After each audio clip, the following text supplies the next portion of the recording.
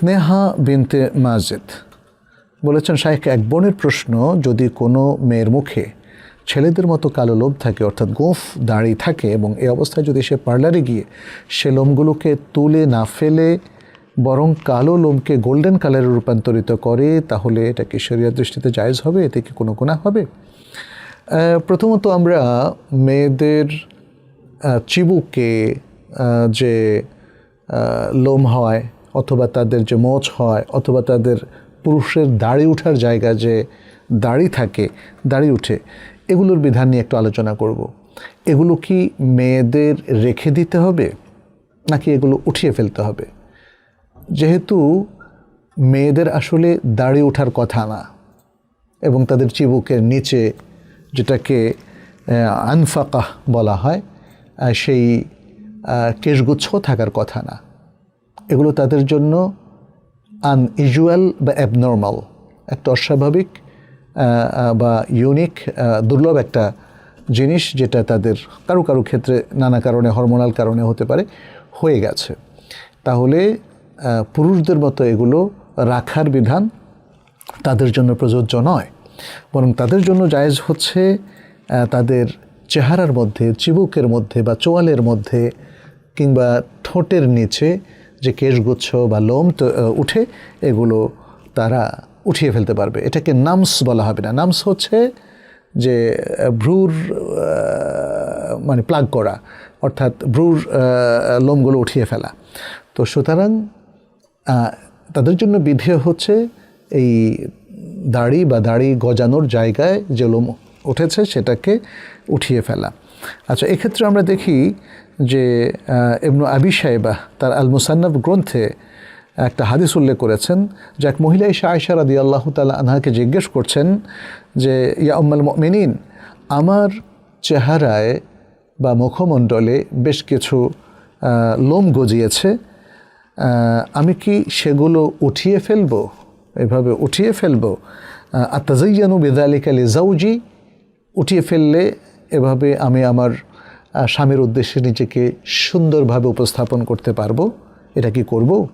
তখন আয়েশা রাদিয়াল্লাহু তাআলা আনহা বললেন, আমিতি আনকি আল আদা, তোমার থেকে এই আদাটা তুমি দূর করে দাও। ওয়া তাসনাই লিযাওজিকে কামা তাসনাইনা লিজিয়ারা, তুমি জিয়ারাতের সময়, বাইরে যাওয়ার সময় যেমন নিজেকে সাজগোজ করো নিজের, ঠিক তেমনি তোমার স্বামীর জন্য তুমি একই রূপ করতে পারো।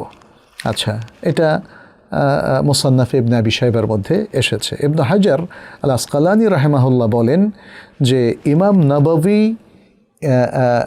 নামস অর্থাৎ ব্রু প্লাগ করা থেকে এই জিনিসটাকে তিনি আলাদা করেছেন এবং বলেছেন কি, মা ইদা نبت للمرأة لحية أو شارب أو عنفقة فلا يحرم عليها ইজালাতুহা, যে কোনো নারীর যদি কোনো দাড়ি অথবা মোচ অথবা চিবুকের উপর কোনো কেশগুচ্ছ তার উঠে, অর্থাৎ কোনো লোম দেখা দেয়, তাহলে তার জন্য সেগুলো ইজালা করা, রিমুভ করা, এটা নিষিদ্ধ নয়, বরং তিনি বলেছেন বাল ইউস্তাহাব্বু, এটা বরং মুস্তাহাব। এটা ফাথুল বারীর মধ্যে ইবনে হাজার উল্লেখ করেছেন।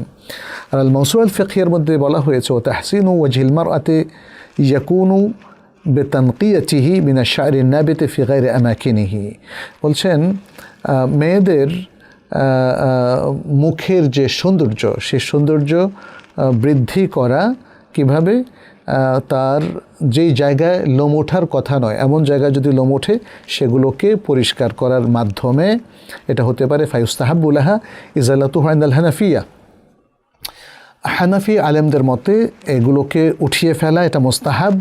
ওয়া ইযা আমারাহা যাওজু বিইজালাতিহি, আর স্বামী যদি তাকে এগুলো রিমুভ করতে বলে, ওয়াজাবা আলাইহা যালিকা ইনদা শাফিঈয়া, তাহলে শাফিঈ আলেমগণ বলেছেন এটা শুধু জায়েজ এমন নয়, বরং এটা ওয়াজিব হয়ে যায় স্ত্রীর উপরে এটাকে রিমুভ করা যদি স্বামী তাকে নির্দেশ দেয়।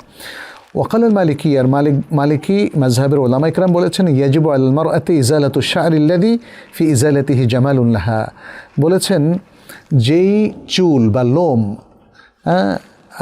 তার শরীরে গজায় এবং যেটাকে রিমুভ করলে তার শরীরের সৌন্দর্যটা ঠিক থাকে, স্বাভাবিক অবস্থায় সুন্দর থাকে, তাহলে সেই ধরনের লোম উৎপাটন করা বা রিমুভ করা এটা ওয়াজিব। এটা মালিকি মাযহাবের উলামায়ে কেরামও বলেছেন। তারা উদাহরণ দিয়েছেন কাশায়রিল লিহিয়া, যেমন দাড়ির যে লোম, ইন্নাবাতা লাহা, যদি এটা তার গজিয়ে ওঠে, ওয়াজিবু আলাইহা ইবকাউ মা ফি বাকাইহি জামালুন লাহা, আর যেই লোমটা রেখে দিলে তার সৌন্দর্য ঠিক থাকে, তাহলে সেই লোমটা রেখে দেওয়া, ওটাকে উঠিয়ে না ফেলাটা তার জন্য ওয়াজিব। যেমন ব্রু যেটা, ব্রুর লোমটা উঠানো যাবে না। যাই হোক, এভাবে আমরা দেখি যে আরও উলামায়ে কেরাম তারা মেয়েদের দাড়ি, মোচ, এই জায়গাগুলোতে যে লোম ওঠে সেগুলো উঠিয়ে ফেলার পক্ষে মত দিয়েছেন, এবং সেটা শুধু জায়েজ নয় বরং মুস্তাহাব বলেও অনেক উলামায়ে কেরাম উল্লেখ করেছেন, আর কেউ কেউ তো আপনারা শুনেছেন ওয়াজিবও বলেছেন। আচ্ছা, এখন না উঠিয়ে যদি কেউ সেটাকে রং করে, তাহলে রং করার পক্ষে আমরা কোনো দলিল পাই না। আর এটা যেহেতু দেখা যায়, অতএব এই জায়গাগুলোতে যে চুলটা উঠেছে সেই চুলটা তো উঠিয়ে ফেলার অনুমতি দেওয়া হয়েছে, তাহলে আপনি এটাকে রং করে কেন রেখে দেবেন? বোঝা যাচ্ছে, উলামায়ে কেরামের ডিসকাশন থেকে বোঝা যাচ্ছে এটা সমীচীন নয়, এটা উঠিয়ে ফেলাটাই হচ্ছে সঙ্গত। আল্লাহু তাআলা আ'লাম।